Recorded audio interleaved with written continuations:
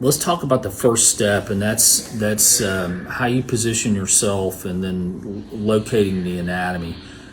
If you're right-handed, you need to be on the patient's right side. If you're left-handed, you need to be on the patient's left side. Let me just tell you from personal experience, do not attempt the procedure from here unless you're absolutely forced to. There's people shooting at you, or the patient's entrapped or something like this. This is very difficult from this position. So ideally you are here. Ideally you need a mask, you need eye protection, some light. You need to be in a position to where you can rest your forearm on the patient's chest. These two fingers, your long finger, your thumb, are going to stabilize. This part of your hand will be on the patient's chin.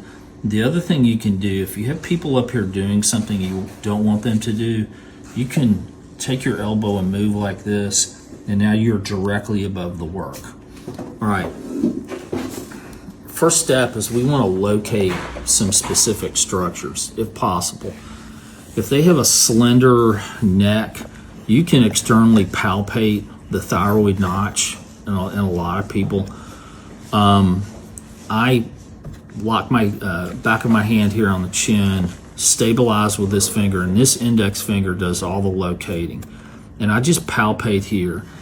And I tell myself, I have a little, I don't know, it's a little saying, it's not a rhyme, but I find the mountain, ski down the mountain into the valley. The valley's the target. If I go too far, I jump the curb. One more time. I find the valley, I ski down the valley into the mountain, find the mountain, ski down the mountain into the valley. The valley's the target. If I go too far, I jump the curb. That's it. Once you make an incision here, this entire procedure is tactile. You're not going to be able to see a whole lot. Your heart rate's going to be about 140. It's all going to be by feel. So, one last time, find the mountain, ski down the mountain into the valley. If I go too far, I jump the curb.